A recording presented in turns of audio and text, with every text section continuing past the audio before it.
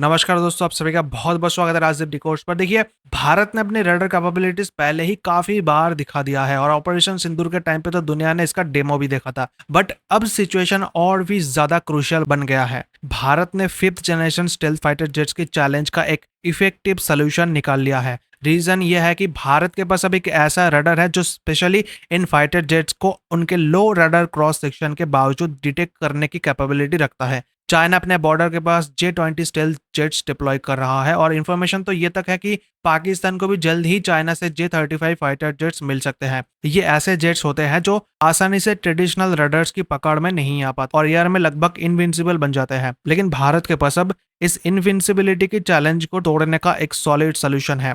Presenting Bharat का सूर्य VHF radar, एक completely स्वदेशी एंटी स्टेल्थ टेक्नोलॉजी जो एनिमी के एडवांस्ड एयरक्राफ्ट को ट्रैक करने में कैपेबल है। ये रडार कैसे फिफ्थ जनरेशन फाइटर जेट्स को आइडेंटिफाई करता है और भारत के लिए इसका स्ट्रेटेजिक इंपॉर्टेंस क्या होगा, चलिए डिटेल में समझते हैं। ओके, तो वीडियो में आगे बढ़ने से पहले मैं आप सभी से एक क्वेश्चन पूछूंगा।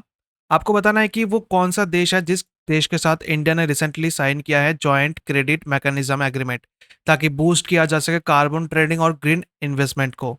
ऑप्शन है आपके पास जापान, चाइना, ब्राजील, इंडोनेशिया। अगर आपको पता है तो नीचे कमेंट में बताइएगा। जिनका भी आंसर सही होगा मैं उनके कमेंट को हार्ट दे दूंगा।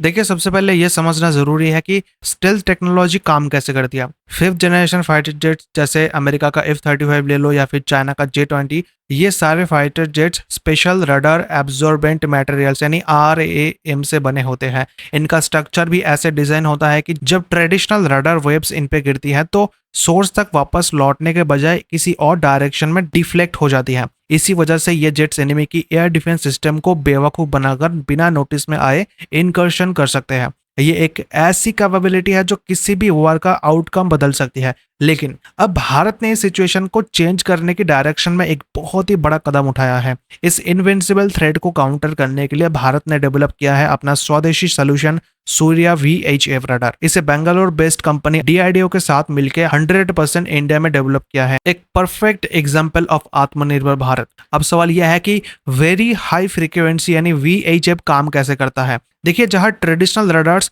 शॉर्ट वेवलेंथ्स यूज करते हैं, वही VHF रडार्स लॉन्ग वेवलेंथ्स पे ऑपरेट करते हैं। स्टेल जेट्स जो होते हैं वो शॉर्ट वेवलेंथ्स को तो बीट कर पाते हैं लेकिन लॉन्ग वेवलेंथ से बच नहीं पाते हैं। ये लॉन्ग वेव्स उनके फिजिकल एजेस से टकरा के वापस लौट जाती है, जिससे रडार स्क्रीन पर उनकी प्रेजेंस क्लियरली डिटेक्ट हो जाती है। ये टेक्नोलॉजी स्टेल जेट्स की इनविंसिबिलिटी को काफी हद तक यूजलेस बना देती है। सूर्य रडार सिर्फ स्टेल जेट्स को ही डिटेक्ट नहीं करता बल्कि इसके और भी ऐसे फीचर्स है जो इसे दुनिया के सबसे एडवांस्ड रडार्स की कैटेगरी में प्लेस करते हैं। इसकी डिटेक्शन रेंज को लेकर मल्टीपल रिपोर्ट्स आई है। स्टार्टिंग रेंज 360 से 400 किलोमीटर बताई गई है, लेकिन कुछ रिपोर्ट्स के अकॉर्डिंग इसे अपग्रेड करके लगभग 500 किलोमीटर तक एक्सटेंड किया जा सकता है। मतलब भारत अपने बॉर्डर्स के अंदर रहकर ही एनिमी के एयर एक्टिविटीज उनके टेरिटरी के अंदर तक मॉनिटर कर सकता है। ये रडार 360 डिग्री स्काई स्कैन करता है, जिससे कोई भी सेक्टर इसकी मॉनिटरिंग से बचा नहीं रहता। सूर्य की एक और बड़ी खासियत है इसकी मोबिलिटी।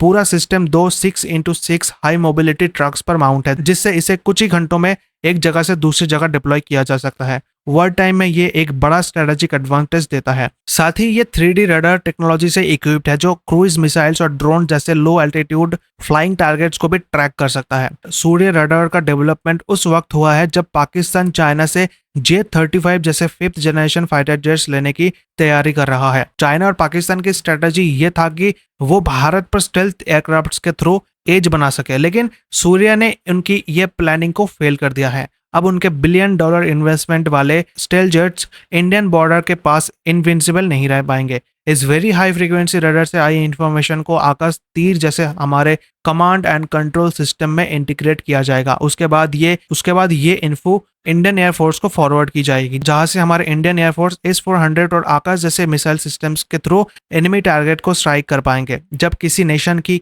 स्ट्रेटेजिक एडवांटेज ही न्यूट्रलाइज हो जाए तो उसके लिए वॉर में विक्ट्री पाना बहुत ही मुश्किल हो जाता है। सूर्य रडार की डेवलपमेंट भारत की डिफेंस टेक्नोलॉजी में एक हिस्टोरिकल माइलस्टोन है। रिपोर्ट्स के अकॉर्डिंग लगभग 200 करोड़ की कॉस्ट वाली इस प्रोजेक्ट की पहली यूनिट इंडियन एयरफोर्स को ऑलरेडी हैंडओवर किया जा चुकी है और टोटल 6 यूनिट्स बनाने का प्लान है। ये प्रोजेक्ट क्लियरली दिखाता है कि भारत अब कॉम्प्लेक्स और क्रिटिकल डिफेंस टेक्नोलॉजीज के लिए किसी फॉरेन कंट्री पे डिपेंडेंट नहीं है। बेंगलोर की ADLT जैसे इंडियन कंपनी ने बिना किसी फॉरेन हेल्प के इस वर्ल्ड क्लास सिस्टम का डेवलपमेंट किया है, जो मेक इन इंडिया और आत्मनिर्भर भारत विजन को प्रैक्टिकली प्रूव करता है। अगर आपको भारत की ये टेक्नोलॉजिकल अचीवमेंट इंपॉर्टेंट लगी है तो वीडियो को लाइक करें, वीडियो को शेयर करें अपने दोस्तों के साथ, और ऐसे ही इंफॉर्मेटिव अपडेट्स के लिए हमारे चैनल को सब्सक्राइब करें। And thank you so much for watching this video.